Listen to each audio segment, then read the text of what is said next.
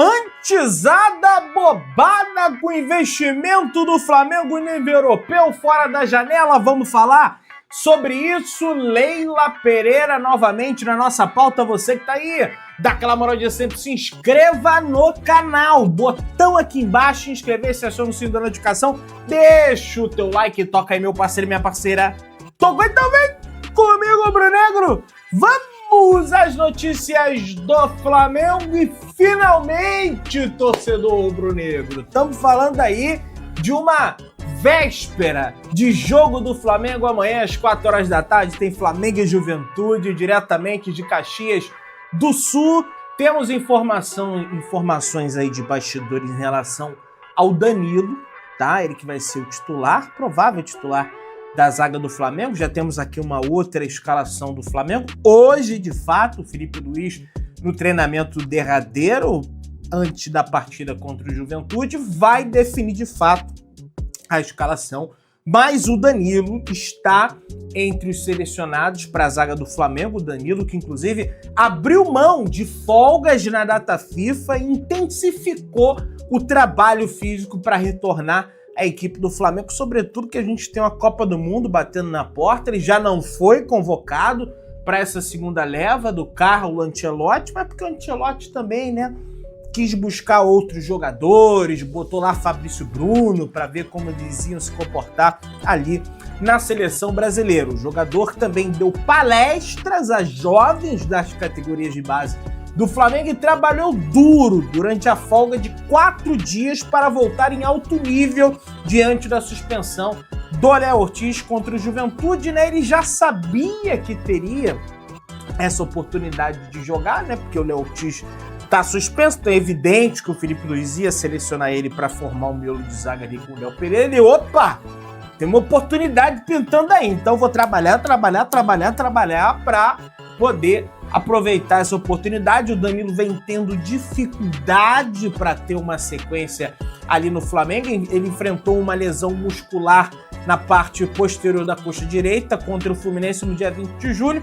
Quase um mês depois, no dia 17, entrou no segundo tempo da vitória sobre o Internacional pelo Campeonato Brasileiro por 3-1 no estádio do Beira-Rio, mas não jogou mais desde então, ficando 3 partidas apenas no banco de reservas. E isso aí nem se dá por uma questão de competitividade no elenco do Flamengo, para a zaga do Flamengo. O Felipe pouco utiliza ali os garotos das categorias de base que compõem o elenco na posição, mas se dá pela continuidade dos titulares que não deu brecha ali para o Danilo entrar no time. Nesse período sem jogos, o atleta aproveitou para reforçar a parte física. Durante a folga, né, dada aos jogadores, o zagueiro treinou à parte, teve idas ao CT em Urubu, inclusive, além do seu treinamento na sua casa. Ele vem fazendo boas atividades com o grupo e treina bem e busca sequência. Foram 3 lesões musculares até aqui na temporada e participação em apenas 38% dos jogos do rubro-negro, desde que chegou apenas 29% de partidas como titular. Enfim, vamos ver se ele vai conseguir essa sequência, que ele faça uma boa partida aí diante da equipe do Juventude. Pessoal, agora temos aí a confirmação. Foi realizado um procedimento de tomografia computadorizada no pé direito de Eric Pulgar para analisar a lesão do 5º metatarso de forma mais em alta definição, e foi constatada uma franca evolução na lesão do pé direito do jogador, e o jogador ficará à disposição do técnico Felipe Luiz, muito provavelmente, pelo menos treinar na partida de volta diante da equipe do Estudiantes. Então vai iniciar, inclusive, o trabalho em campo já a partir desse exame, que dá uma sinalização positiva para continuar a recuperação, e o Felipe Luiz vai ganhar esse reforço ali para o meio de campo, beleza? Contra o Juventude é uma outra história. O Flamengo vai a campo Amanhã, cara, que felicidade de falar amanhã, dia 14, logo, depois de 2 longas semanas aí, sem futebol brasileiro, sem Flamengo. O Flamengo vai a campo com o goleiro Agostinho Rossi, na zaga, como eu disse, Danilo e Léo Pereira. Na lateral direita, uma novidade também, Emerson Royal, em função da pubalgia de Varela. Na lateral esquerda, Ayrton Lucas. Dupla de volante, De La Cruz e Saúl, a mesma dupla de volante que se apresentou contra o Grêmio, em função da lesão não, né? Pelo menos o Flamengo não trata dessa maneira, do desgaste no posterior da coxa direita do Jorginho.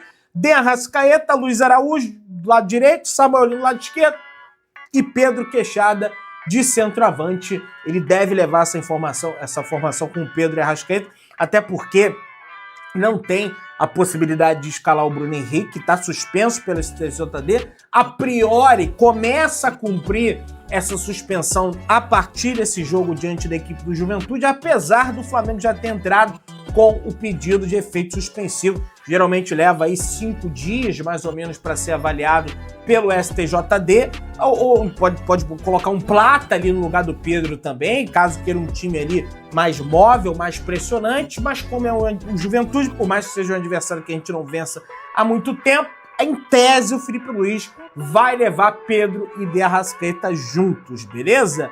Minha galera, o Flamengo já atingiu a marca de 600 mil assinaturas na petição frente à ONU, e o Flamengo informa que mira 1 milhão de assinaturas na campanha Nação na ONU. Com números superlativos e mais de 500 mil assinaturas, o Flamengo alcança um impacto global, já com esses números. Em apenas 72 horas, a campanha do Flamengo Nação ONU totalizou mais de 500 mil assinaturas na petição que pede o reconhecimento da nação rubro-negra como a primeira nação simbólico-cultural do planeta. O engajamento após o pronunciamento do embaixador Zico, transmitido pela Flamengo TV, não se refletiu apenas no número de assinaturas, mas se desdobrou de forma impressionante em todas as plataformas desde o primeiro momento. Durante a live de estreia, o YouTube registrou mais de 560 mensagens por minuto no chat da Flamengo TV. Você vê o nível de engajamento da torcida do Flamengo com essa causa nobre, também desse trabalho de marketing realizado pela diretoria do Flamengo, que vem se consolidando com um absoluto sucesso, né? Digamos assim. GETV divulga quando será a primeira transmissão do canal de um jogo do Flamengo, torcedor rubro-negro. E eles transmitirão a partida do dia 21 de setembro entre Flamengo e Vasco. Pois é, o clássico dos milhões vai marcar a primeira transmissão da GETV no streaming aqui no YouTube de uma partida do rubro-negro, de um jogo do Flamengo, né? Eles vão transmitir a Libertadores, River Plate e Palmeiras, vão transmitir São Paulo e Botafogo pelo Brasileirão, e no dia 21 transmitirão Flamengo e Vasco pelo Campeonato Brasileiro. Então, cada vez mais se popularizando essa transmissão aí via streaming, né? Via internacional, beleza? Pessoal, o adversário do Flamengo, o Estudiantes, pela Copa Libertadores, evidentemente já parando para analisar o adversário, eles vão entrar em campo para enfrentar o River Plate pela 8ª rodada do Campeonato Argentino, hoje, nesse sábado, dia 13, tá? Às 7 horas, horário de Brasília. Eu não tiraria muito parâmetro desse jogo, pode ser que eles levem um time alternativo. Estão no começo lá do Campeonato Argentino, tem um calendário diferente em relação ao Campeonato Brasileiro, mas se levarem, porventura, alguns jogadores ali como titular, vale a pena, né? Eu, principalmente, que tenho que me comunicar para assistir o jogo. Eu assisti o jogo do Estudiantes contra o Cerro Porteño, cara, assim, é para não soar de uma forma pedante, uma empáfia.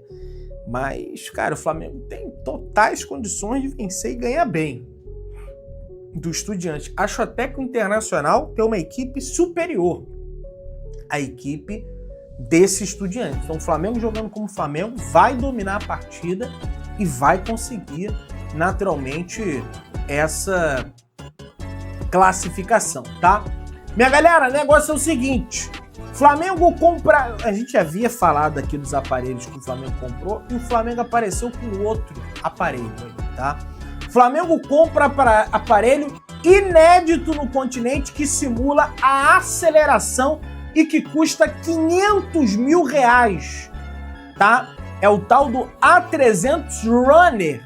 Usa o ar comprimido de resistência em vez de pesos para preservar a articulação, pessoal. O Flamengo apresentou no seu canal do YouTube, na Flamengo TV, esse novo produto que visa simular a aceleração e usar o ar comprimido como resistência ao invés de pesos de ferro, de modo a preservar as articulações dos jogadores.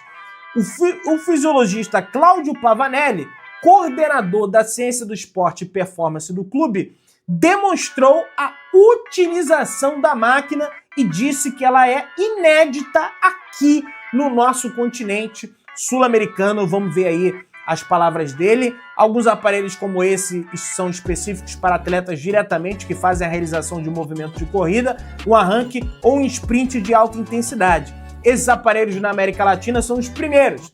Grandes clubes na Europa, alguns apenas que conseguiram essa nova tecnologia. Então realmente é um privilégio e uma oportunidade da gente estar com a tecnologia de ponta à nossa disposição, disse ele. É um grande ganho para o Flamengo. Se tem a informação nos bastidores que outros clubes, o John Textor, a Leila Pereira, quando viram essa informação aí na imprensa, ficaram, como assim? Aqui no Palmeiras, o Flamengo tem esse aparelho e aqui no Palmeiras, né? Eu, dona da Crefisa, presidente do Palmeiras, ex-patrocinadora do clube, né? Não temos esse aparelho. Pois vamos atrás desse aparelho. Se o Flamengo comprou, nós temos que comprar também. No Botafogo a mesma coisa, com o John Textor. Então, mais uma vez, o Flamengo provocando uma verdadeira revolução aí dentro do mundo de aparelhagem esportiva para o seu centro de treinamento. Mas, lógico, não é só isso que vai fazer o Flamengo vencedor. Tem toda uma gama de fatores em paralelo às tecnologias. Você que está aí, se inscreva no canal, acione o sininho da notificação, deixa o teu like, tamo juntão, saudações de negras.